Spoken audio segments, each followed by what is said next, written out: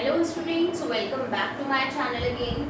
सो students, आज हम बात करेंगे कुछ नेक्स्ट अकाउंटिंग टर्म्स के बारे में। ओके जैसे गुड्स आपके क्या होते हैं। ओके ये आप बहुत अच्छे से जानते हैं कि हमने गुड्स के बारे में पहले भी पढ़ा है।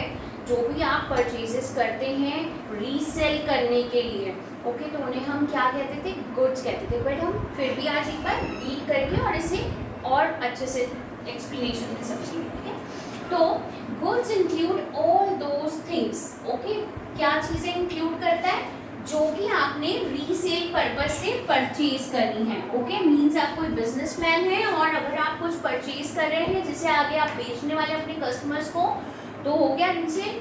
तो आपने जो भी ऐसी चीज़ें परचेज करी है जिसे आप रीसेल करने वाले हैं और which are used for producing the finished products. Okay या फिर कोई ऐसी चीज़ जो कि आपने फिनिश प्रोडक्ट्स को बनाने के लिए ली हो, ओके तो वो भी आपके गुड्स ही कहलाएंगे। क्योंकि क्या होगा, फिनिश गुड्स बनने के बाद आप ऑब्वियसली उससे भी मार्केट में ही सेल आउट करने वाले हैं, तो वो भी आपके गुड्स ही कहलाते हैं। Okay so which are used for producing the finished products which are also meant to be sold. Okay जिसे आप बनाने के बाद में, फिनिशिंग देने के बाद में मार्केट में ही सेल आउट करेंगे। तो ऐसे गुड्स को हम अपने बिजनेसमैन क्या बोलते हैं, ऐसी चीज़ों को इस गुड्स बोलेंगे। ओके नाउ अब मैं आपको एक एग्जांपल देती हूँ। देखिए सपोज कोई फर्नीचर डीलर है, ओके तो ये फर्नीचर ही खरीदेगा, वुड खरीदेगा, है ना। फर्नीचर डीलर है ये, तो ये क्या खरीदेगा, सपोज इसने कोई टेबल चेयर खरीदी जो कि ऑलरेडी फिनिश्ड थी, तो अब वो भी इसके लिए गुड्स हो गए। ओके या फिर हो सकता है कि ये वुड खरीद रहा हो जिससे ये वहीं पर अपनी ही फॉर्म में वहाँ पर उनको फिनिश्ड प्रोडक्ट्स में कन्वर्ट करेगा। जैसे उसका बेड बनाएगा, डबल बेड, सिंगल बेड, या फिर और भी हमारे पास बहुत सारे ऐसे आइटम्स होते हैं जो वुड के होते हैं। ओके तो फर्नीचर डीलर के लिए फर्नीचर क्या हो गया, ये चेयर टेबल्स क्या हो गई, ये वुड क्या हो गई, उसके गुड्स हो गए। ओके बट अगर वही चीज़ टेबल चेयर हम खरीद के लाते हैं या सोफ़ा हम खरीद के लाते हैं, तो वो हमारे लिए क्या हो जाता है, हमारे एसेट्स हो जाते हैं। तो ये डिफरेंस होता है गुड्स में। ओके कि आप अगर डीलर होकर के वो चीज़ परचेज कर रहे हैं तो वही चीज़ आपके लिए गुड्स है, जबकि अगर हम नॉर्मल पर्सन हम लोग कुछ भी परचेज कर रहे हैं घर में, सोफ़ा, डबल बेड या जो भी चीज़ परचेज कर रहे हैं, तो वो हमारे लिए क्या हो जाएंगे, एसेट्स हो जाएंगे। Understood. Now second point is cost. Okay अब ये कॉस्ट क्या होती है, जो चीज़ें आपने किसी रिसोर्सेज को गिवन अप किया है किसी गुड्स के लिए या सर्विसेज के लिए। जैसा मैंने आपको बताया था कि आप जो भी चीज़ लेते हैं, सपोज आपने कोई प्रोडक्ट खरीदा मार्केट से या फिर कोई सर्विस प्रोक्योर की, मीन्स कोई सर्विस ली आपने, तो उसके लिए आप एक कॉस्ट पे करेंगे, तभी आप obviously you can get that. So कोई भी ऐसी अमाउंट जो भी आप, जैसे रिसोर्सेज का मतलब यहाँ पे मनी से है, या फिर कोई मनी इक्विवेलेंट चीज़, जैसे आपने कोई आपने सपोज कोई भी किसी भी मोड में पेमेंट की हो।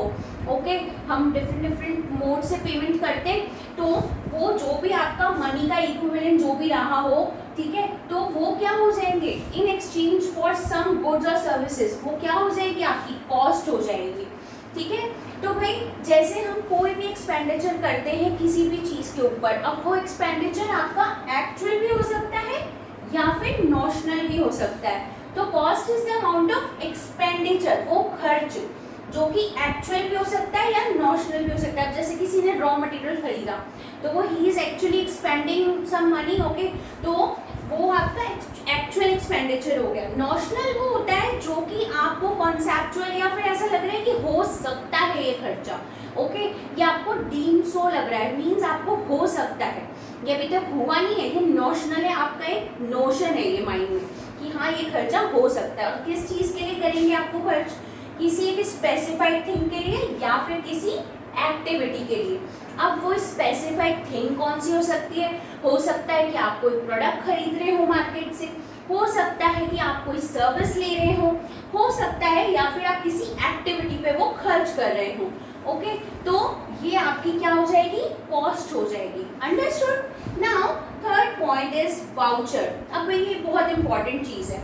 जब भी हम कभी भी मार्केट जाते हैं, ओके, हम किसी शॉपकीपर से कुछ सामान परचेज करते हैं, तो आपको अगर आप उसको कैश में पेमेंट करते हैं तो वो आपको एक बिल बनाकर देता है, ओके। कैश में करेंगे तो वो आपको एक कैश मीमो देगा, ओके, जिसपे वो अपनी सारी क्वांटिटी लिखेगा, उसका रेट लिखेगा और टोटल अमाउंट लिखेगा कि कितना आपका बिल बना, ठीक है। तो वो जो बेटा आपका फर्स्ट जब बिल होता है ना, वो आपके लिए सबसे फर्स्ट कॉपी होती है जिसमें से आप रिकॉर्डिंग्स करते हैं अपने सारे बिजनेस ट्रांजैक्शंस की। तो हम एक बार इसको रीड करते हैं। अ वाउचर इज अ डॉक्यूमेंट। क्या होता है ये? डॉक्यूमेंट होता है जिसके बेसिस पे आप अपना हर बिजनेस ट्रांजैक्शन रिकॉर्ड करते हैं।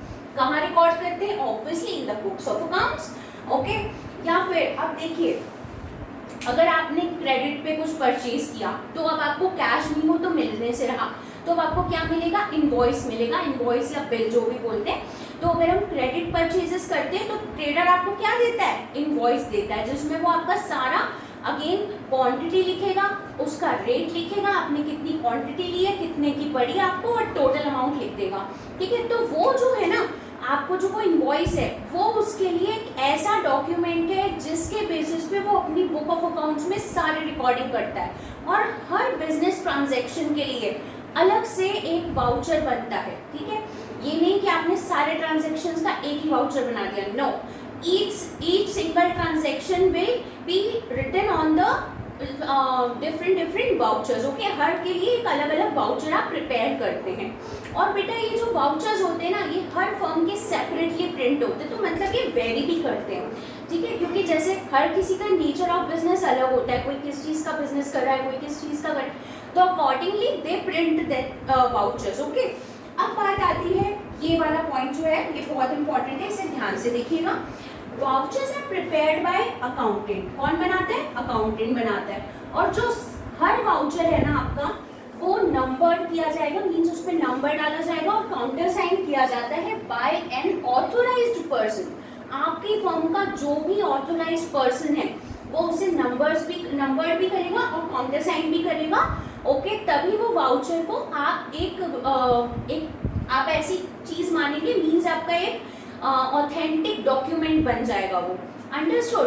तो ये आपका वाउचर बहुत इंपॉर्टेंट है, इसके बारे में हम डिटेल में आगे एक चैप्टर में पढ़ेंगे जिसमें आपके डिफरेंट वाउचर्स के बारे में हम देखेंगे, okay. So thank you for watching, and if you have any queries you can ask me in the comment section. Thank you.